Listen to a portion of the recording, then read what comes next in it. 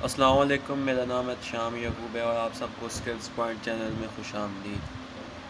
आज हम function start करने वाले हैं। इससे पहले हमने एरेज़ देखी, टाइप्स, एरेज़ की टाइप्स पढ़ी। आज जो हम स्टार्ट करने वाले हैं, आज से हम फंक्शंस देखने वाले हैं। फंक्शंस हम क्यों बनाते हैं? फ़र्ज़ कर लें हमने कोई कोई भी किसी भी छोटे प्रोग्राम में या किसी प्रोजेक्ट में हम काम कर रहे हैं, कुछ ऐसा कोड है जो हम बार बार रिपीट कर रहे हैं, ठीक हो गया। जब हम उसको एग्जीक्यूट करते हैं तो उस टाइम कुछ एरर्स आते हैं, तो हमें वो तलाश करना ढूंढना हमारे लिए बहुत मुश्किल हो जाता है। इसलिए हम फंक्शन का यूज़ करते हैं ताकि जो एक छोटा जो कोड है बार बार रिपीट हो रहा है, हम उसका एक फ़ंक्शन बना लें और बाद में वहाँ पे हम उसको इस्तेमाल कर सकें। आज जो हमें फ़ंक्शन का इंट्रोडक्शन देख लेते हैं। फ़ंक्शन जो है वो दो तरह के होते हैं, एक तो होता है बिल्ट इन फ़ंक्शन, दूसरा होता है यूज़र डिफाइंड फ़ंक्शन। अच्छा, बिल्ट इन फ़ंक्शन क्या होता है वो हम देख लेते हैं। सबसे पहले मैं अपना डॉट सॉफ्टवेयर ओपन कर देता हूँ। यहाँ पे मैंने कुछ कोड राइट किया हुआ है, पहले से ही एग्जांपल मैंने लिखी हुई है।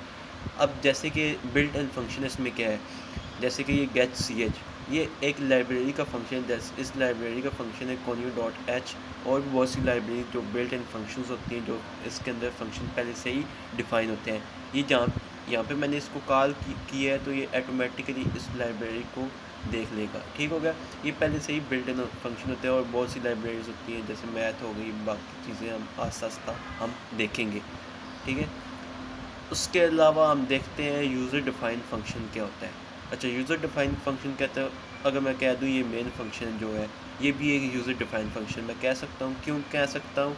क्योंकि जो भी हम लिखते हैं यहाँ पे, जितना भी कोड हम लिखते हैं यहाँ पे सारा यूज़र लिखता है, जो भी ये मेन जो फ़ंक्शन जो भी करता है, यूज़र के तहत जो भी यूज़र ने यहाँ पे कोड लिखा होता है, ये वही परफॉर्म करता है, ठीक है। जितनी भी स्टेटमेंट्स होती हैं यहाँ पे, वो यूज़र ने देनी होती है। या हमारा जो कम प्रोग्राम है वो यहाँ से स्टार्ट होता है, ठीक होगी, यहाँ पे आके एंड हो जाता है, जो भी उसके बाद मेन फंक्शन से बाहर निकल जाता है, ठीक हो गया। प्रोग्राम हमारा एंड हो जाता है। फिर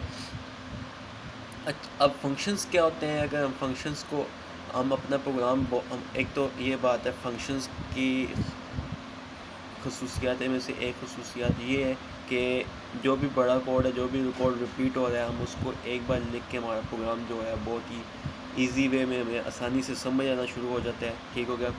दूसरा, जितने भी कोड को वो लंबा नहीं करता है, छोटा सा एक ख़ास हद तक वो कोड रहता है, ठीक हो गया। हम इस फंक्शंस जो भी यूज़र ने लिखा होता है, जो भी कोड हमारा बार बार रिपीट हो जाता है, हम उसको छोटे छोटे फंक्शंस में लिख सकते हैं। जैसे कि अगर मैं यहाँ पे कह दूँ, अच्छा, अब फंक्शन बनाने के लिए हम जैसे भी हमने सबसे पीछे हमने वेरिएबल डिक्लेरेशन के रूल्स पढ़े थे। जो भी हम कोई भी अगर हमने वेरिएबल बनाना है तो हम नंबर से शुरू नहीं कर सकते, ठीक हो गया।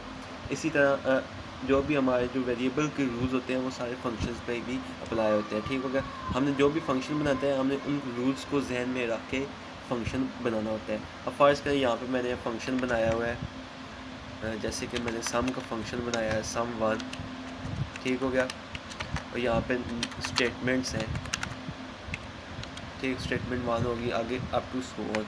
इसी तरह मैंने दूसरा फंक्शन बनाया है सम का, sum2, यहाँ पे इसकी स्टेटमेंट्स होगी, ठीक हो गया। अब हुआ क्या है, और यहाँ पे मैं इसको कॉल भी कर सकता हूँ, sum1, sum2।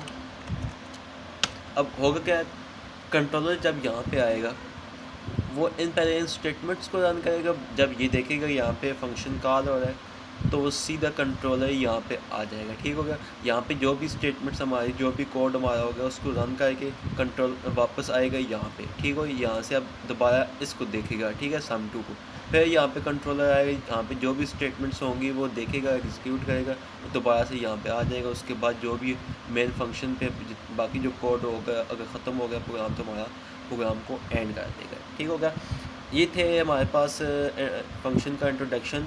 क्या होता है कि हम कोई भी, मैं दोबारा से रिपीट कर देता हूँ, कोई भी हम किसी प्रोजेक्ट पे हम काम कर रहे हैं, उसको अगर हमारा कोड बार बार कोई रिपीट हो रहा है किसी चीज़ के लिए, फ़र्ज़ करें हम रिकॉर्ड चेक करते हैं, तो उस किसी चीज़ के लिए हमने रिकॉर्ड का कोड एक ही होता है, हमने उसको बार बार वही कोड अप्लाई का है हर जगह पे। तो इसलिए अगर एरर भी कोई आ जाता है तो हमें मसला होगा, क्योंकि इतने सारे ज़्यादा कोड लाइंस में हमें कोड को एरर तलाश करना काफ़ी मुश्किल हो जाता है। इसलिए हम फंक्शन का इस्तेमाल करते हैं ताकि कोड को हम छोटा जितना हो सके हमें कोड को छोटा से छोटा बना सकें, और जितने भी पॉसिबिलिटीज़ होती हैं कि एरर कम आने की, हम उसको कम कर सकें। ठीक हो गया। फंक्शन जो है वो बहुत ही मज़ेदार टॉपिक है। इंशाल्लाह हम आगे इसकी काफ़ी कैटेगरीज़ को देखने वाले हैं, डेफिनेशन को देखेंगे, कॉल को देखेंगे, कैसे कॉल होता है फंक्शन, किस तरह इसको हम डिफ़ाइन करते हैं, क्या इसका मेथड है, क्या इसका सिंटैक्स है, हम वो डिटेल से अगली वीडियो में हम देखने वाले हैं। अगर आपको ये इंट्रोडक्शन का फंक्शन का कुछ समझ नहीं आया तो आप कमेंट करके पूछ सकते हैं, इंशाल्लाह आपको मैं रिप्लाई दूंगा। इंशाल्लाह अगर फिर भी समझ नहीं आती तो उसके लिए मैं अलग से लेक्चर रिकॉर्ड करके आपको मैं डिलीवर कर दूंगा। तो thank you so much for watching. अगर मेरा आपको चैनल पसंद आया है तो आप काइंडली चैनल को सब्सक्राइब कर दें ताकि मेरे आने वाली हर वीडियो की नोटिफिकेशन आप तक पहुंचती रही। अगर लेक्चर आपको मेरा पसंद आया तो लाइक कीजिए, कमेंट करके बताएं कैसा लगा आपको, और इसको सोशल मीडिया पे शेयर करें ताकि जो दूसरे लोग हैं, दूसरे हमारे भाई हैं जो इनको C++ सीखने में मुश्किल पेश आ रही है, आप समझते हैं कि ये चैनल जो है स्किल्स पॉइंट चैनल आप अच्छा समझ आ रहा हूँ मैं, तो दूसरों को शेयर करें ताकि वो भी आसानी से इल्म हासिल करें। याद रखें, जो भी फ़ायदा दूसरों का फ़ायदा सोचता है वही उसको फ़ायदा हो सकता है। अगर आप फ़ायदा अपना चाहते हैं तो दूसरों का ख़ास ख्याल रखें, दूसरों का भी फ़ायदा सोचें। ठीक हो गया।